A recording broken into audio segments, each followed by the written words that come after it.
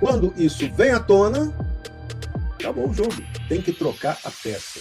Não dá para você ser conivente com a continuidade desse tipo de coisa no Brasil.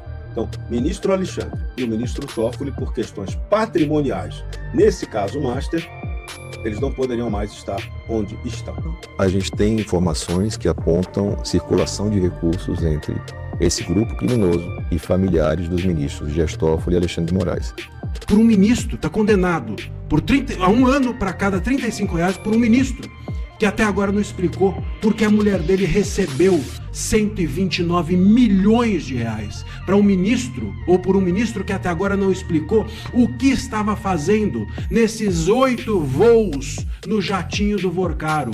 Sejam bem-vindos, o meu nome é Bruno, deixe o seu like e inscreva-se no canal.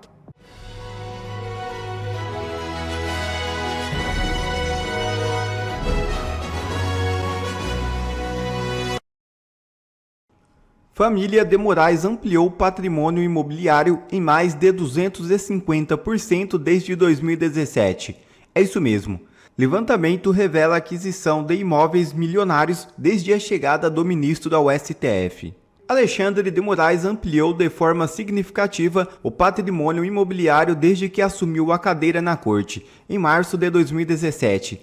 Ele e sua mulher, a advogada Viviane Barsi, passaram a reunir 17 imóveis avaliados em 31,5 milhões de reais, segundo registros em cartório. Documentos obtidos pelo jornal O Estado de São Paulo mostram que o casal elevou esse patrimônio em 266% no período. Quando o ex-presidente Michel Temer indicou Moraes ao STF, ambos mantinham 12 propriedades, estimadas em 8,6 milhões. Nos últimos 5 anos, Moraes e Viviane direcionaram 23,4 milhões à aquisição de imóveis em Brasília e São Paulo. Os registros em cartório mostram que todas as compras ocorreram sem financiamento, ou seja, pagaram tudo à vista. A maior parte das aquisições recentes ocorreu por meio do Lex Instituto de Estudos Jurídicos, empresa utilizada para administrar os bens da família. A sociedade pertence a Viviane e aos filhos do casal. Mesmo sem participação formal na empresa, Moraes integra o patrimônio comum por causa do regime de comunhão parcial de bens.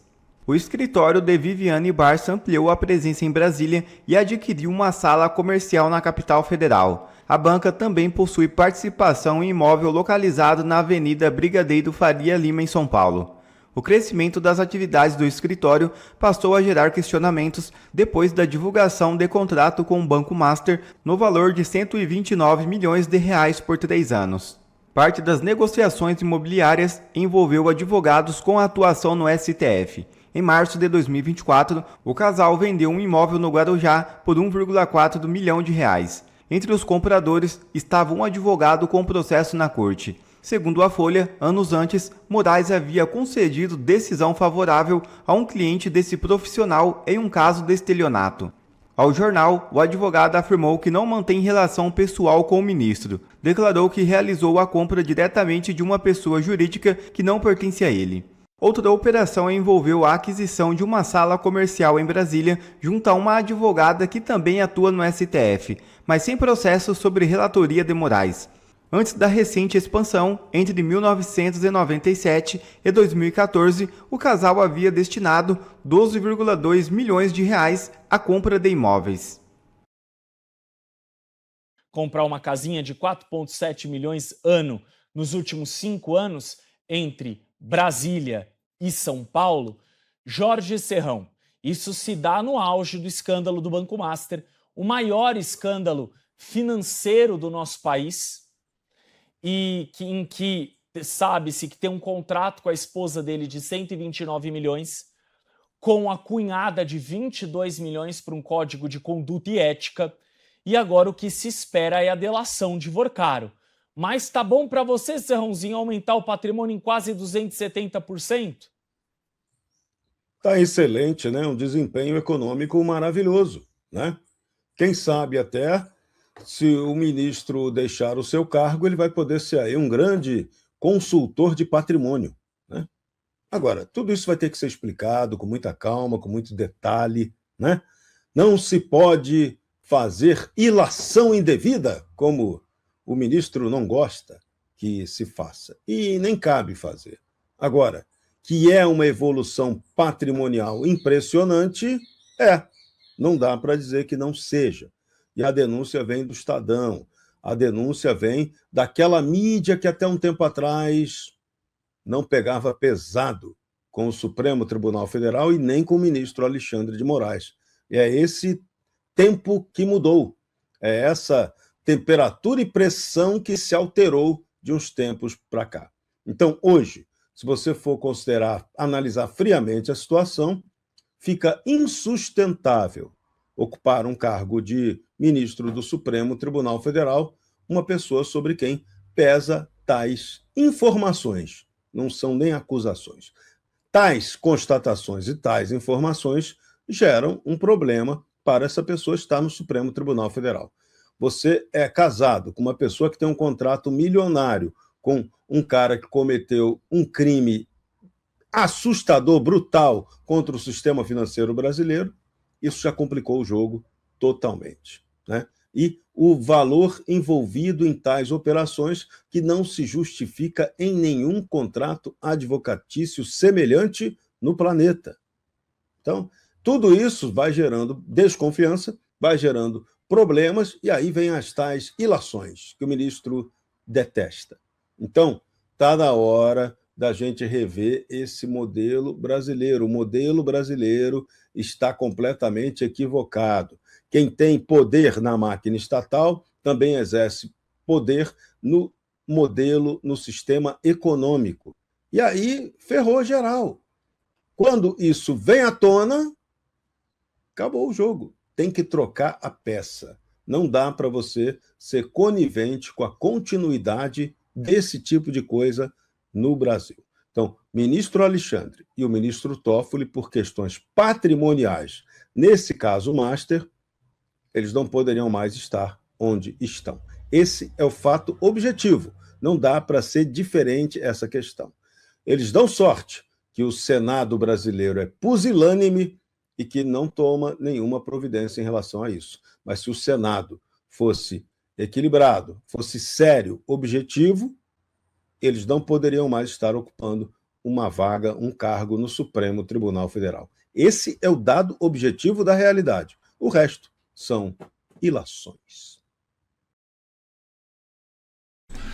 Vamos direto ao ponto nesse vídeo, sem rodeios. Você conhece esse senador aqui? O nome dele é Alessandro Vieira. Hoje ele é relator na CPMI do crime organizado.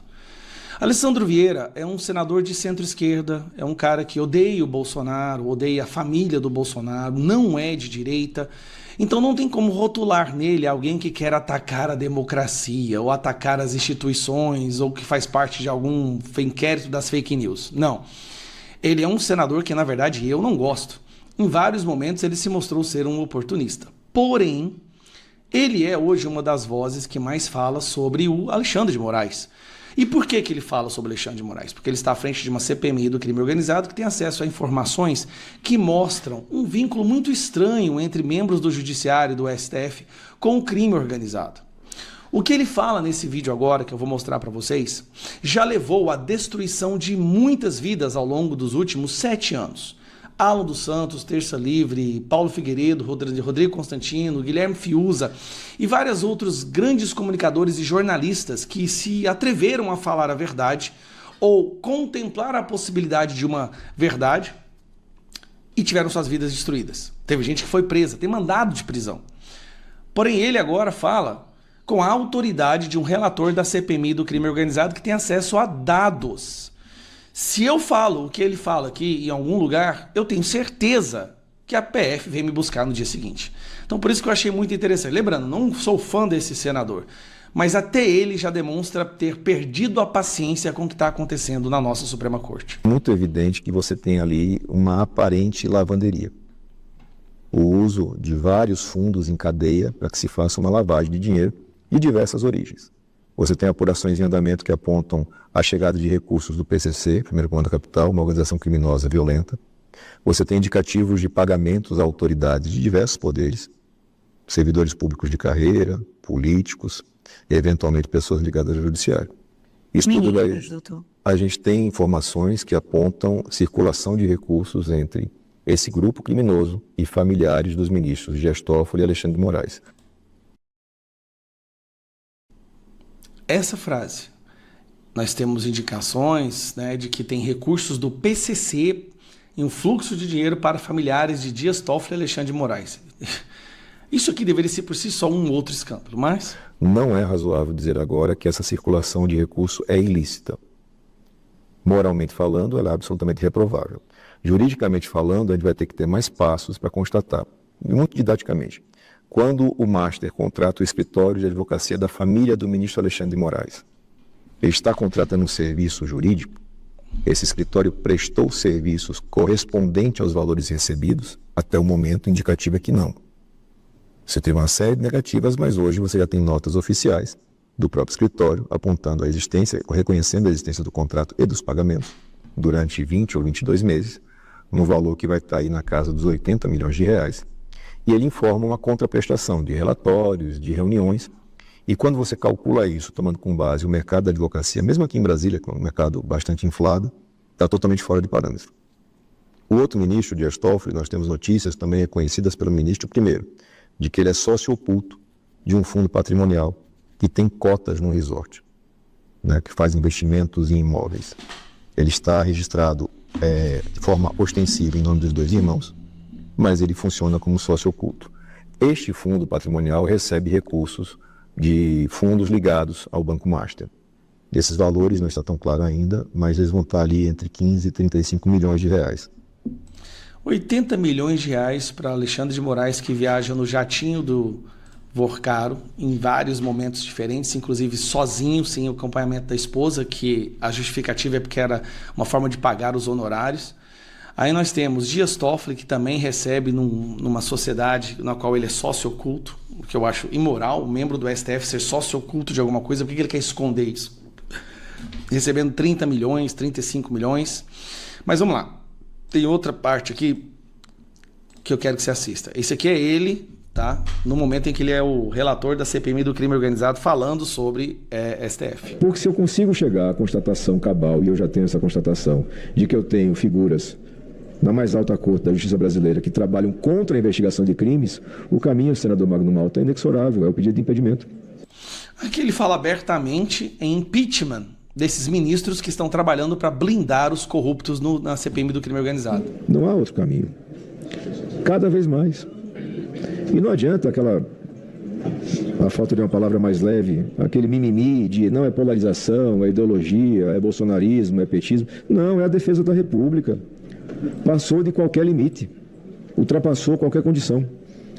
Vamos seguir a nossa jornada aqui, nesse momento, nos submetendo ao constrangimento, evidente, do abuso de autoridade praticado pelo ministro Gilmar Mendes, que nos obriga a revotar, a repetir a votação, atendendo a um critério criado da cabeça do ministro Flávio Dino. E no próprio despacho, na própria decisão, o presidente Mourão, reconhecendo, não tem previsão na lei, não tem previsão na Constituição, não tem previsão no regimento, mas ele acha que tem que ser assim.